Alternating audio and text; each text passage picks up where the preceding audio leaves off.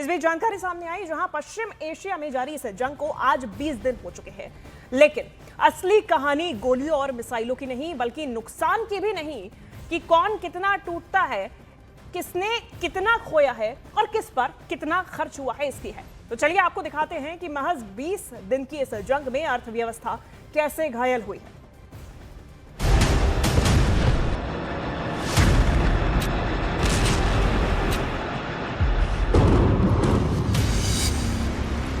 जंग से हासिल भले ही कुछ ना हो, लेकिन ये बेहिसाब छीनती है। लोग मारे जाते हैं, शहर खंडहर में बदल जाते हैं, लोग दर बदर की ठोकर खाने को मजबूर हो जाते हैं। ईरान की जमीन पर जो जंग लगातार बड़ी होती जा रही है, उसके नुकसान की कहानी भी कुछ ऐसी ही है।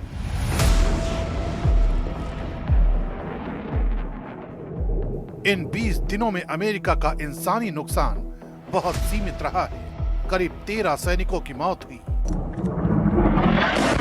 यानी औसतन हर दिन आधे से भी कम। 200 के आसपास सैनिक घायल हुए, लेकिन ज्यादातर मामूली चोटों के बाद वापस ड्यूटी पर लौट आए।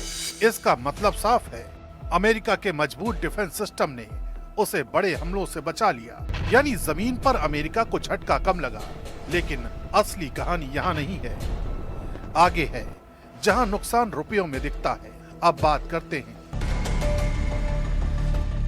अमेरिका इस जंग में रोज करीब 7,000 से 8,500 करोड़ रुपए खर्च कर रहा है। 20 दिन में ये खर्च करीब 1.4 लाख करोड़ रुपए तक पहुंच चुका है। सोचिए, ये रकम भारत के कई राज्यों के सालाना बजट के बराबर है। और इसके पीछे सबसे बड़ी वजह है, ईरान के सस्ते ड्रोन गिराने के लिए अमेरिका को करोड़ों के मिसाइल इस्तेमाल करने पड़ रहे हैं। यानी हर दिन पैसा आग की तरह जल रहा है। इजराइल की कहानी भी ऐसी ही है।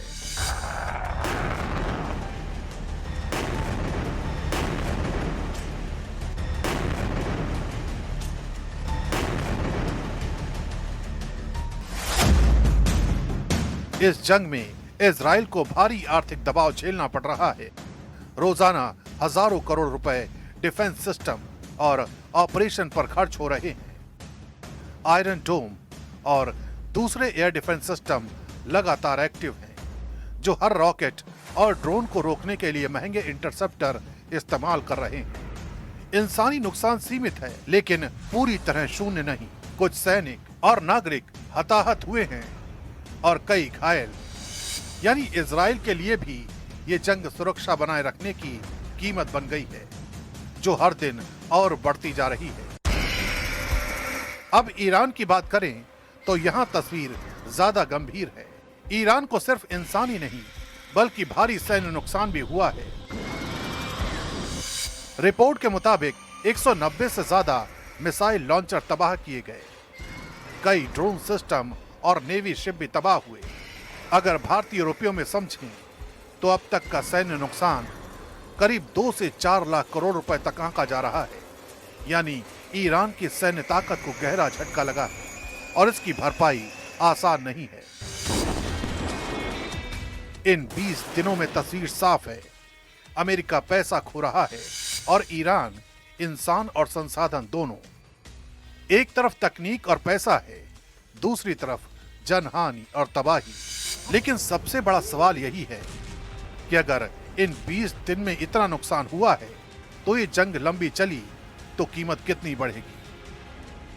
क्योंकि युद्ध में जीतने वाला भी हारता है, बस उसकी कीमत अलग अलग होती है।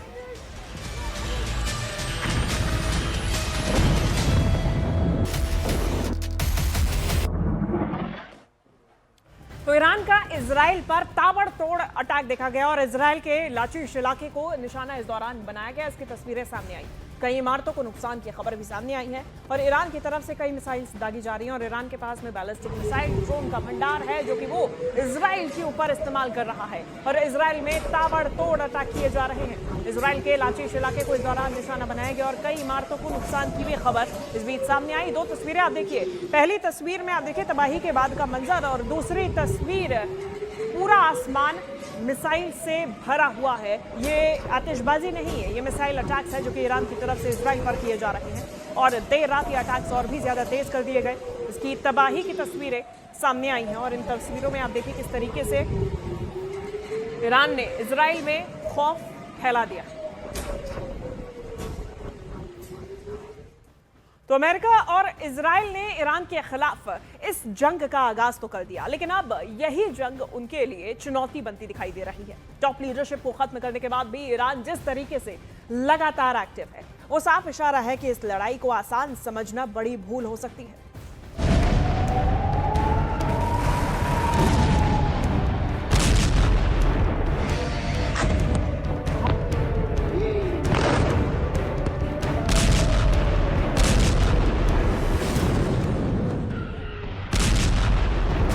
क्या ईरान पर हमला अमेरिका इजराइल पर भारी पड़ गया? क्या ईरान की ताकत भांपने में सुपर पावर से गलती हुई? चुनौतियों के चक्रव्यूह में कैसे फंस गए America Israel?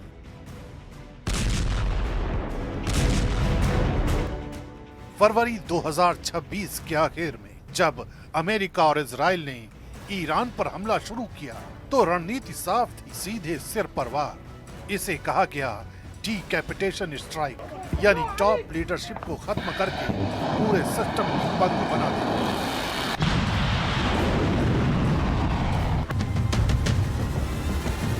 Supreme leader Ayatollah Ali Khamenei से लेकर लारीजानी तक IRGC के बड़े कमांडर्स तक एक के बाद एक निशाने पर।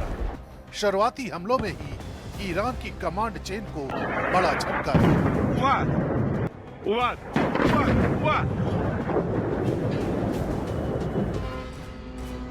वॉशिंगटन और तेल अवीव को लगा कि ये जंग अब जल्दी खत्म हो जाएगी, लेकिन असली कहानी इसके बाद। लीडरशिप पर इतने बड़े हमले के बाद भी ईरान पूरी तरह से ठहर नहीं गया।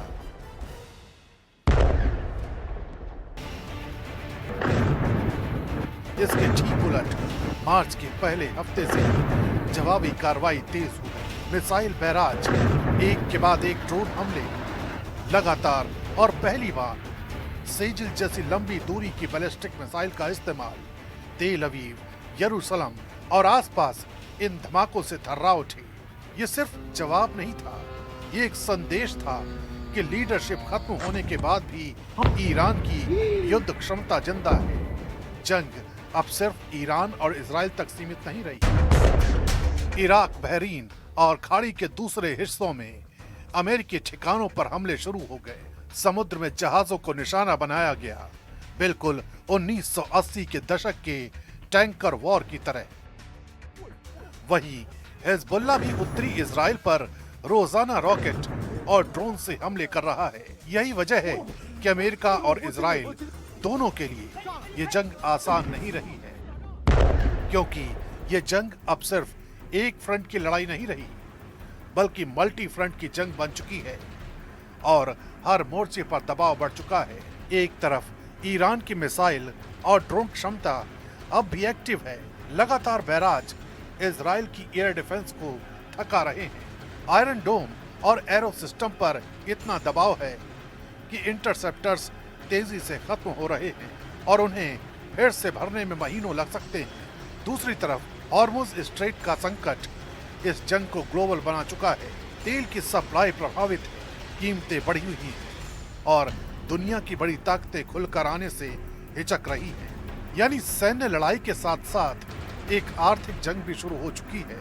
एक दबाव प्रॉक्सी वॉर का भी है। लेबनान, इराक और खाड़ी में फैले ईरान समर्थित ग्रुप्स इस जंग को मल्टी फ्रंट जंग बना चुके हैं। हर दिन नए हमले, नई चुनौती। ये जंग जितनी लंबी खिंचती जा रही है, उतना ही अमेरिका और इजराइल पर सैन्य, आर्थिक और राजनीतिक दबाव बढ़ता जा रहा है। और सबसे अहम ये कि रिजीम चेंज का सपना पाले अमेरिका और इजराइल अभी भी अपने मकसद से दूर है। इससे साफ है ये जंग अब एक लंबी लड़ाई में बदल चुकी है, जहां जीत आसान नहीं होगी। ईरान के अपने जो है रेजिलियंस है, उसको लड़ रहा है, जैसे भी लड़ रहा है। इजराइल के अपने ऑब्जेक्टिव्स हैं।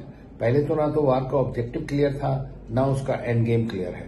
तो इसलिए सिचुएशन जो है वो खराब है और बढ़ती जा रही है, और दुनिया की इकोनॉमी पे, एनर्जी सिक्योरिटी के ऊपर में, लोगों की लाइफ और सबके ऊपर बड़ा खतरा है।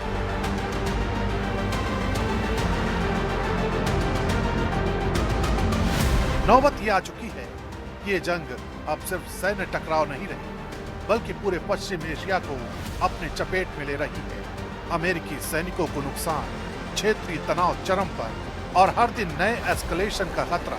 सबसे बड़ा सवाल यही है, क्या सिर्फ लीडरशिप को खत्म करने से कोई देश हार जाता है, या फिर ये जंग अब उस मोड़ पर पहुंच चुकी है जहां हर अगला कदम इसे और खतरनाक बना सकता है।